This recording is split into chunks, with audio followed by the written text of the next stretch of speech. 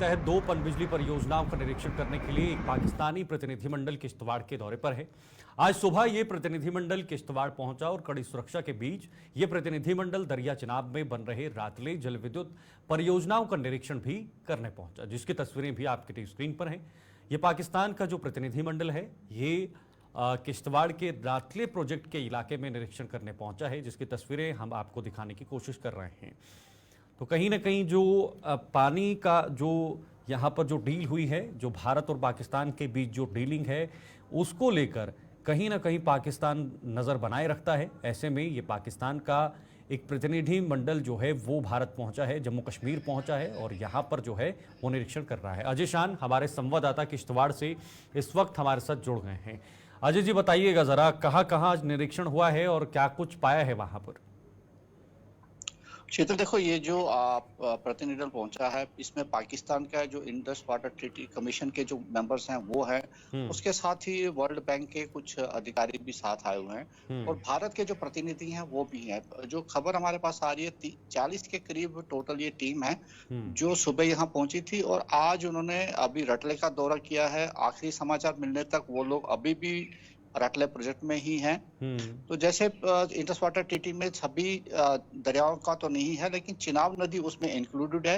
तो जो भी गतिविधि यहाँ पर होती है चिनाब नदी में या आसपास के इलाकों में, तो पाकिस्तान उस पर नजर रखता है। ये पहले भी जब भी डलहौजी बना या पहले कलडूर का सर्वे चल रहा था तो पाकिस्तान की टीमें यहाँ पर आई थी और इस बार भी उसी प्रकार से कुछ देखा जा रहा है। लेकिन जिस प्रकार से वर्ल्ड बैंक के प्रतिनिधि भी इस बार आए हुए हैं, जिनको बताया जा रहा है कि वो इंडिपेंडेंट ऑब्जर्वर के तौर पर मौजूद हैं, तो सबकी नजरें इस पर टिकी हुई हैं। आज फिलहाल इन्होंने रटले प्रोजेक्ट का ही दौरा किया है जो कि 850 मेगावाट की परियोजना है, क्योंकि कई बार ऐसी परियोजना में देखा गया है कि पाकिस्तान की तरफ से ऑब्जेक्शंस आई हैं कि डैम की हाइट ज्यादा है, जिस वजह से जी जो अधिकृत किया गया है कि आप कितना पानी भारत रोक सकता है उससे रोकने की ज्यादा आशंका रहती है। तो कई ऐसे बिंदु हैं जिनको लेके वो वहां पर देख रहे हैं। जो एक्सपर्ट्स हैं उनके तरफ से भी आए हुए हैं और भारत की तरफ से जो विशेषज्ञ है उनको जानकारी दे रहे हैं कि जो चीजें कागजों में हैं क्या वो हकीकत में वहां पर हैं कि नहीं। तो कहीं ना कहीं यही देखा जा रहा है कि इंडस वाटर ट्रीटी की वायलेशन तो नहीं हो रही है,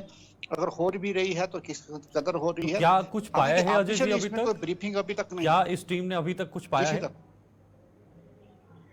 देखिए, जैसे प्रीवियस प्रैक्टिस रही है इस बार भी वैसा ही कुछ देखने को मिल रहा है। ऑफिशियल ब्रीफिंग किसी की तरफ से नहीं दी जा रही है, जो कुछ है वो अंदर ही है। मीडिया को भी बाहर ही रखा गया है, अंदर आने की इजाजत तक नहीं दी जा रही है, क्योंकि कई चीजें ऐसी हैं जो डिप्लोमेटिक लेवल पर ही देखी जाती हैं। तो हो सकता है कि ये दौरा खत्म होने के बाद कोई ऑफिशियल स्टेटमेंट आए, लेकिन फिलहाल जो जानकारी यही है कि टीमें जो है विजिट कर रही हैं। आज फिलहाल उन्होंने रटले प्रोजेक्ट का दौरा किया है, हो सकता है कि कल वो दूसरी परियोजना में भी जाए। ठीक है, बहुत बहुत शुक्रिया आपका अजय जी, तमाम जानकारी साझा करने के लिए। हमारे साथ किश्तवाड़ से हमारे सहयोगी इस वक्त इस खबर पर जानकारी दे रहे थे।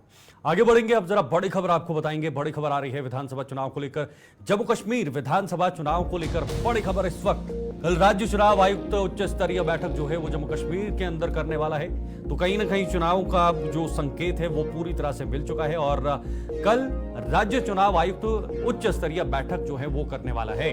बैठक में जिला अधिकारी व अन्य अधिकारी भी शामिल होंगे, यानी जिला अधिकारी भी इस बैठक में होंगे और अन्य उनके अलावा अधिकारी जो हैं वो भी इस बैठक में शामिल होने पहुंचेंगे। विधानसभा चुनाव की तैयारियों को लेकर जो है वो चर्चा होनी।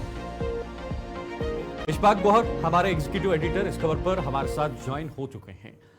गौहर साहब, फाइनली अब जो ऑफिशियल प्रक्रिया है वो भी शुरू हो रही है। अब इसकी चर्चाएं भी तेज हो गई हैं, जो गतिविधियां हैं वो भी तेज हो गई हैं और 10 साल के बाद अब हमें कम से कम जम्मू कश्मीर के अंदर चुनाव देखने को मिलेंगे।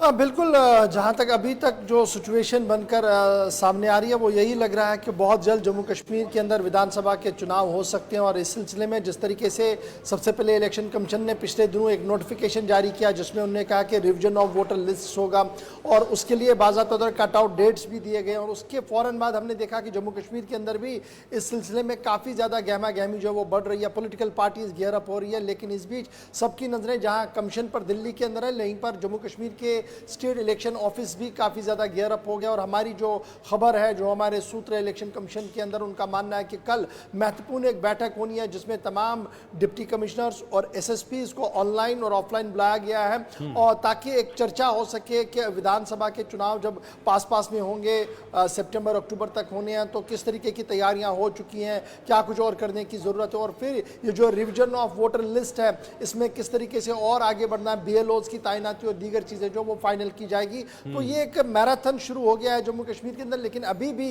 जो फाइनल डिसीजन है वो चीफ इलेक्शन कमीशन के दफ्तर से आएगा दिल्ली में, जब वहाँ बैठक होगी। हमारी जो खबर है वो ये है कि अगले महीने 10 से 15 के दरमियान एक महत्वपूर्ण बैठक है इलेक्शन कमीशन के दफ्तर के अंदर दिल्ली के अंदर, जिसमें जम्मू कश्मीर राज्य के टॉप ऑफिशियल्स को भी बुलाया गया है। गृह मंत्रालय कुछ अफसर वहां पर बैठेंगे, तो मीटिंग होगी, चर्चा होगी, तो आगे बढ़ा जाएगा। तो ये ग्राउंड वर्क और होमवर्क है जो कल इलेक्शन कमीशन की तरफ से या स्टेट इलेक्शन अथॉरिटीज की तरफ से जम्मू कश्मीर इस बैठक में वर्तमान स्थिति पर भी आकलन किया जाएगा, चर्चा की जाएगी, विचार विमर्श किया जाएगा, और उसी आधार पर आने वाले समय में चीफ इलेक्शन ऑफिस से भी कोई ना कोई निकलकर जो तिथियां हैं या जो चुनाव हैं उसकी घोषणा है वो भी निकलकर सामने आएगा। ये एक आधार रह सकता है।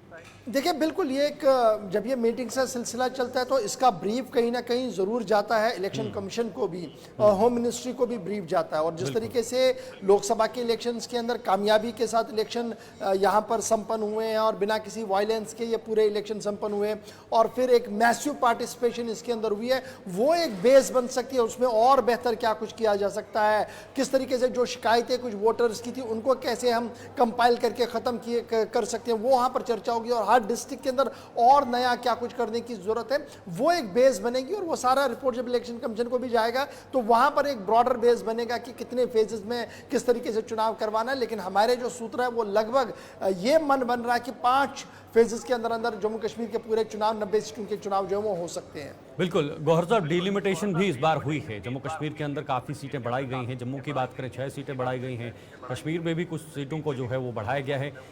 ऐसे में जिला स्तर के जितने भी बड़े अधिकारी हैं वो इस बैठक में शामिल होंगे और चुनौतियां भी होंगी। इस बार मैन पावर भी बढ़ेगी। चुनाव के अंदर पार्टिसिपेशन जो होती है ऑफिशियल्स की, जो वहाँ पर इस प्रक्रिया में शामिल होते हैं, या सुरक्षा के लिहाज से देखा जाए, वो चुनौतियां भी बढ़ेंगी। तो क्या इस पर भी कोई बातचीत के संकेत हैं?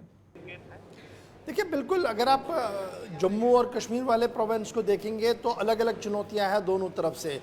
जम्मू प्रोविंस में जो पिछले दिनों से आतंकी कुछ घटनाएं हुई और जिस तरीके से मूवमेंट बढ़ रही है कुछ इलाकों के अंदर, ज़रूर उस पर एक मंथन होगा, एक रिव्यू लिया जाएगा जब डिस्ट्रिक्ट एसपीज और डीसीज के साथ बातचीत होगी। और कश्मीर प्रोविंस का एक अलग सिनेरियो इस वक्त चल रहा है, वहाँ पर भी जो है वो फीडबैक लिया जाएगा। लेकिन ज़रूर जो भी फीडबैक यहाँ पर लिया जाएगा, जिस तरीके का भी यहाँ पर जो बातें सामने आएंगी, उसको एक ब्रॉडर बेस बनाते हुए इलेक्शन कमीशन जो है वो आगे चल सकता है। लेकिन एक कंसेंसस और एक प्रोसेस शुरू हो गया है इन तमाम चीज़ों को लेकर, जो परसों इलेक्शन कमीशन की तरफ से ऑर्डर निकाला गया कि चुनाव होंगे जी, और उसमें साफ कर दिया गया कि असेंबली के चुनाव होंगे। तो ये एक प्रोसेस है। शायद अभी 2-3 और बैठकें होंगी, जिस दिन क्लोजिंग होगी उस दिन भी एक बैठक होगी, उसके बाद भी कुछ और बैठकें हैं। तो ये एक प्रोसेस बन रहा है, आहिस्ता आहिस्ता करके फीडबैक लिया जा रहा है। ठीक है, बहुत बहुत शुक्रिया हमारे से जुड़ने के लिए और तमाम जानकारी साझा करने के लिए।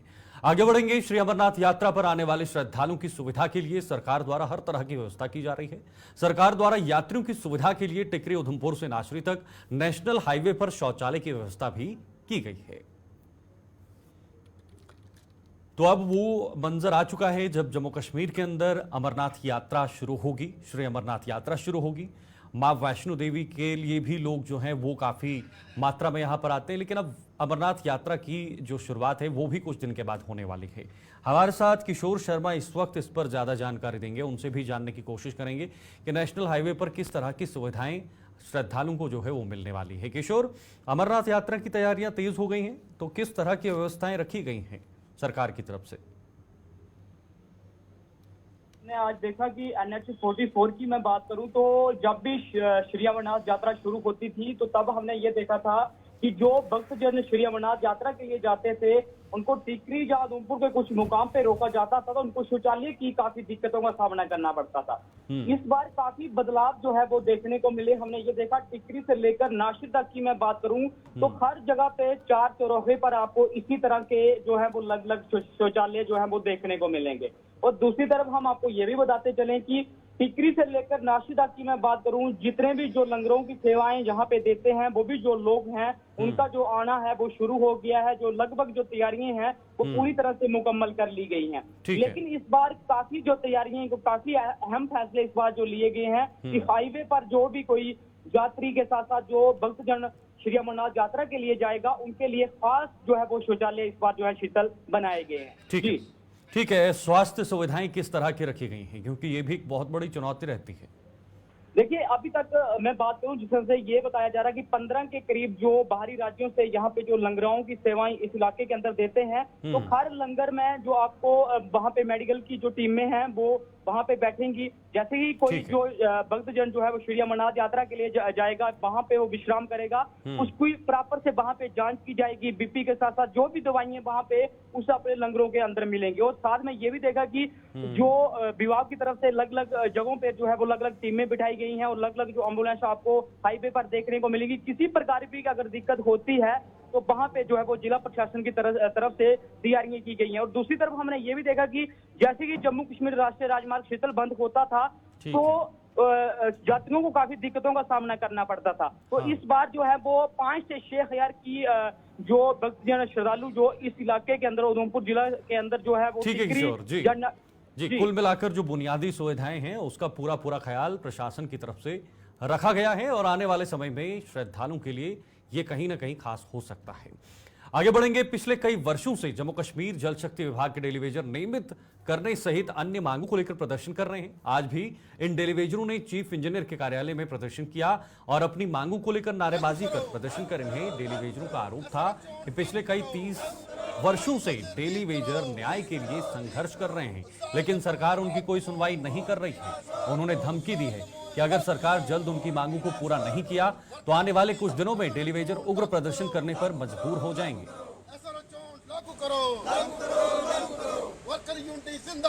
कि हम लोग पिछले 30 साल से लगातार अपने हक के लिए आवाज उठा रहे हैं और आवाज उठाते 3-3.5 हजार साथी हमारा बगैर कुछ लिए 60 साल का होकर घर चला गया, जिसको ये रिटायर कह रहे हैं।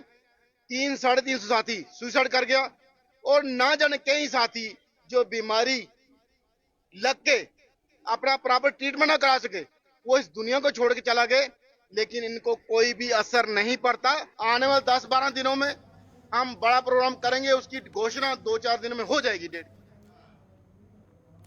पिछले कुछ सालों से सिंचाई विभाग द्वारा नहरों की डिसिल्टिंग के काम पर किसान लगातार सवाल उठा रहे हैं। किसानों का आरोप है कि सिंचाई विभाग डिसिल्टिंग के नाम पर केवल खाना पूर्ति करता है, जिसके कारण उन्हें सिंचाई के लिए पर्याप्त मात्रा में पानी उपलब्ध नहीं होता। ऐसे ही कुछ आरोप आरसपुरा के गांव दबलैड़ के किसानों ने भी लगाए हैं।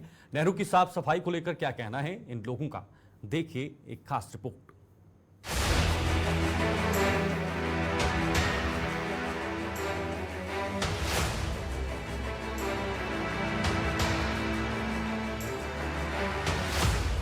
ये दृश्य किसी गंदे नाले के नहीं है, बल्कि ये दृश्य खेतों की सिंचाई के लिए बनाई गई नहरों के हैं। नहरों में पड़ी गंदगी सिंचाई विभाग द्वारा हाल में की गई डिसलिडिंग के काम की कहानी बयां कर रही है। नहरों की खराब हालत को लेकर किसान परेशान है और सिंचाई विभाग के रवैये को लेकर हैरान है। नहर की साफ सफाई न होने के कारण किसानों के खेतों तक सिंचाई के लिए पानी नहीं पहुंच पा रहा। ਜ਼ਿਮੀਂਦਾਰ ਆਦਮੀ ਖਾਲੀ ਜ਼ਿਮੀਂਦਾਰੀ ਦਾ ਮਸਲਾ ਸਾਡਾ, ਹੋਰ ਕੋਈ ਮਸਲਾ ਹੈ ਹੀ ਨਹੀਂ ਸਾਡੇ ਕੋਲ। ਸਾਡਾ ਕੋਲ ਕੋਈ ਸਾਧਨ ਹੀ ਕੋਈ ਨਹੀਂ ਸਾਡੇ ਕੋਲ ਕਿ इतनी बुरी हालत है कि आज तक पानी नहीं पहुंचा नहर ਦਾ, अभी तक पानी नहीं पहुंचा कि इतनी हालत खराब है नहर की। सर ਇਹਦੇ ਨਾਲ ਮੇਰੇ ਨਾਲ ਮਿਲਦੇ ਪਿੰਡ ਬਿਆਸਪੁਰ ਕੋਟਲੇ ਰਾਇਆ ਪਿੰਡੀ, ਇਹ ਸਾਡੀ ਜੋ ਬੈਲਟ ਪੈਂਦੀਆਂ ਨੇ ਇਰੀਗੇਸ਼ਨ ਨਹਿਰ, ਇਹ ਕੋਟਲੀ ਮੀਆਂ ਫਤਿਹ ਤੋਂ ਬ੍ਰਾਂਚ ਸਾਡੀ ਨਿਕਲਦੀ ਹੈ। ਤਕਰੀਬਨ ਇਸ ਨਹਿਰ ਦੀ ਤੁਸੀਂ ਹਾਲਤ ਦੇਖ ਸਕਦੇ ਹੋ ਕੀ ਹਾਲਤ ਹੈ। ਸਾਹਮਣੇ ਦੇਖੋ ਕੇਲੀਆਂ ਤੇ ਜੜੀ ਬੂਟੀ ਨਾਲ मतलब ਵਿੱਚ ਬੰਦਾ ਲੰਘ नहीं सकता, इतना गंदा पड़ी, बिल्कुल नहर बंद हो चुकी है। नहर का पानी न मिलने के कारण किसानों की धान की फसल पूरी तरह से प्रभावित हो रही है। धान के साथ साथ अन्य फसल और पशुओं का चारा भी पानी नहीं मिलने के कारण सूखा पड़ रहा है और सिंचाई विभाग मूक दर्शक बनकर तमाशा देख रहा है। बुरा हाल है। पनीरियां सुख गई साड़ियाँ, पट्ठे साढ़े सुख गए ने। हाँ, लेबर आकर बैठी हुई है, काम काहे कर रहे हैं हम। दारोमदार सारा जिम्मेदार सारा दारोमदारी जिम्मेदार है, पर और कोई है ही नहीं। हाँ, कोई नौकरी नहीं, कोई पेशा नहीं हमारा, खाली जिम्मेदार का काम है। सिंचाई के लिए पानी को लेकर परेशान किसानों की माने तो दबलैड़ से लेकर पिंडी तक नहर गंदगी से भरी हुई है, जिसके कारण उनके खेतों तक सिंचाई के लिए पानी नहीं पहुंच पा रहा है। इन किसानों ने सिंचाई विभाग के साथ साथ स्थानीय प्रशासन से भी इन नहरों की सुध लेने और उनकी साफ सफाई करने की गुहार लगाई। जनाब, जो मियाँ फतेह से हमारा इरिगेशन की ब्रांच आती है दबलैड़ से लेके पिंडी तक पूरी ही नहर ब्लॉक है और पानी का एक कतरा नहीं है। हम प्रशासन से यही दरख्वास्त करते हैं कि मौके पे आके अपना मुआयना करें और नहर की हालत देखें और इसको जल्दी से जल्दी निकाला जाए, ताकि पानी किसानों तक पहुंचे और किसान अपना खेती बाड़ी जल्दी शुरू करें। नहर का पानी न मिलने से परेशान इन किसानों का आरोप है कि सिंचाई विभाग ने उन्हें मार्च में पानी उपलब्ध करवाने का आश्वासन दिया था, लेकिन अब जुलाई महीना भी आ रहा है, उन्हें पानी नसीब नहीं हुआ है। किसानों का यह आरोप है कि जब वो सिंचाई विभाग के अधिकारियों से संपर्क करते हैं तो वो उनके फोन काट देते हैं। सफाई तो बाद सरकार ने आश्वासन ਦਿੱਤਾ ਸੀ ਸਾਨੂੰ ਕਿ ਮਾਰਚ ਫਸਟ ਨੂੰ ਨਹਿਰ ਤੁਹਾਡੀ ਆ ਜਾਏਗੀ ਔਰ ਤੁਸੀਂ ਦੇਖ ਸਕਦੇ ਹੋ ਅੱਜ ਮਾਰਚ ਸਟਾਰਟ ਹੋਣ ਤੋਂ ਬਾਅਦ ਜੂਨ ਮਹੀਨਾ ਵੀ ਜਾ ਰਿਹਾ ਹੈ, ਜੁਲਾਈ ਆ ਗਿਆ, ਇਸ ਨਹਿਰ ਵਿੱਚ ਬਿਲਕੁਲ ਹੀ ਪਾਣੀ ਨਹੀਂ। ਤੁਸੀਂ ਸਾਡੀਆਂ ਇੱਥੇ ਫਸਲਾਂ ਦੇਖ ਸਕਦੇ ਹੋ, ਪਨੀਰੀ ਸਾਡੇ ਕੋਲ ਸਾਹਮਣੇ ਲੱਗੀ ਪਈ ਹੈ, ਸਾਰੀ ਚੁੱਗੀ ਹੈ, ਪਸ਼ੂਆਂ ਦਾ ਸੁੱਗੀ ਹੈ, ਪਸ਼ੂਆਂ ਦਾ ਚਾਰਾ ਸਾਰਾ ਸੁੱਕ ਗਿਆ ਹੈ। ਅਸੀਂ ਲਾਭ ਕੀ ਲਾਣੀ ਹੈ? ਸਰਕਾਰ ਤੇ ਸਾਨੂੰ ਆਸ਼ਵਾਸਨ ਦਿੰਦੀ ਹੈ ਕਿ ਕਿਸਾਨਾਂ ਦੀ ਆਮਦਨ ਅਸੀਂ ਦੂਣੀ ਕਰਨੀ ਹੈ। ਮੈਂ ਕਹਿੰਦਾ ਕਿ ਜੋ ਮਹਿਕਮਾ ਇਰੀਗੇਸ਼ਨ ਹੈ ਇਹ ਇੰਨਾ ਸੁੱਤਾ ਕਿਉਂ ਪਿਆ ਹੈ? ਇਹ ਸਾਡੇ ਜੋ ਅਫੀਸਰ ਸਾਹਿਬ ਹਨ, ਐਕਸ਼ਨ ਸਾਹਿਬ ਹਨ ਜਾਂ AEE ਸਾਹਿਬ ਹਨ, ਮੈਂ ਜਾਣਦਾ ਨਹੀਂ, ਉਹਦਾ ਨਾਂ ਹੀ ਨਹੀਂ ਪਤਾ, ਨਹੀਂ ਕਦੇ ਫੀਲਡ 'ਚ ਆਉਂਦਾ ਹੀ ਨਹੀਂ, ਉਹਨਾਂ ਦੇ ਨਾਂ ਹੀ ਨਹੀਂ ਜਾਣਦੇ।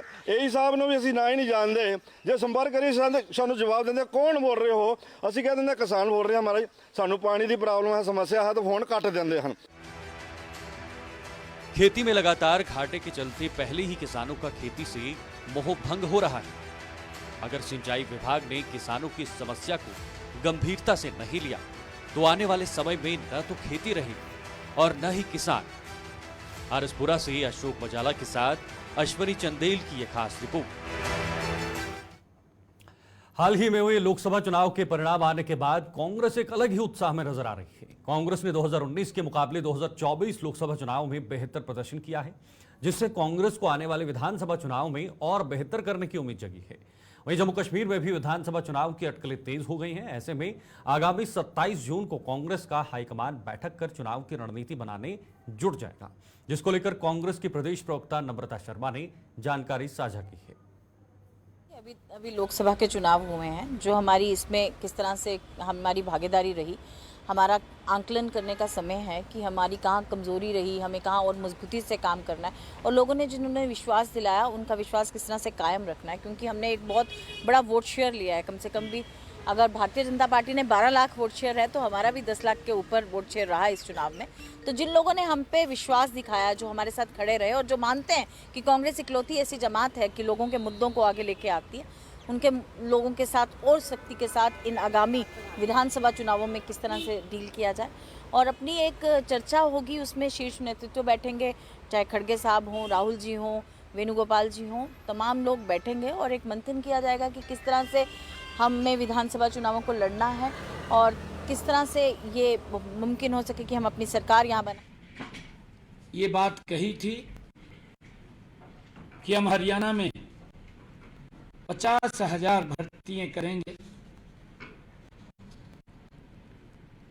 हम उन 50,000 भर्तियों का आने वाले समय में ये संकल्प लेते हैं कि हम उसको पूरा करेंगे। परंतु आपके माध्यम से आज मैं 5 बातें हरियाणा के जनता के सामने पहुंचाना चाहता हूं। हमारी सामाजिक आर्थिक नीति अंत्योदय पर आधारित है। हम इस नीति पर अडिग थे अडिग रहेंगे, अडिग हैं। जिन हजारों युवाओं ने आज इस नीति के बल पर हरियाणा सरकार में ज्वाइनिंग की है, किसी को भी निकलने नहीं दिया जाएगा। आज इस फैसले से सीईटी के एग्जाम पर कोई सवालिया निशान नहीं है। कांग्रेस के लोग इस फैसले पर ओछी राजनीति के लिए उल्टे सीधे बयानबाजी कर रहे हैं। वो झूठ फैलाने का काम कर रहे हैं, वो भ्रम फैलाने का काम कर रहे हैं। यदि कांग्रेस के लोगों को इन गरीब विधवाओं, गरीब अनाथ बच्चों, बिना नौकरी वाले परिवारों, कच्चे कर्मचारियों, विमुक्त जातियों के युवाओं के खिलाफ हैं, तो इस पर विचार करें। मैं कांग्रेस के लोगों को कहना चाहता हूं, वो इस पर विचार करें, क्योंकि हमारी सरकार गरीबों के हकों के लिए लड़ रही है। हम इनको अगर जरूरत पड़ी एक विधेयक विधानसभा में ला करके लेकर के आएंगे, ताकि गरीब व्यक्ति के लिए जो अंत्योदय की भावना से हमारी सरकार ने जो गरीब व्यक्ति को लाभ दिया है, हमारी सरकार मजबूती से उन गरीब लोगों के साथ खड़ी है, टस से मस नहीं होगी। चाहे हमें रिव्यू पिटीशन में जाना पड़े, चाहे हमें विधानसभा में विधेयक लेकर के आना पड़े, हम गरीब लोगों के साथ हैं। परंतु पिछली सरकार के दौरान जो कांग्रेस के लोग आज उन गरीब लोगों के, अगर किसी के परिवार में नौकरी नहीं है, परिवार गरीब है, अनाथ है, माँ बाप नहीं है, घर में कमाने वाला कोई नहीं है, अगर इस योजना के माध्यम से उस परिवार में अगर दीपक जला है, अगर प्रकाश हुआ है,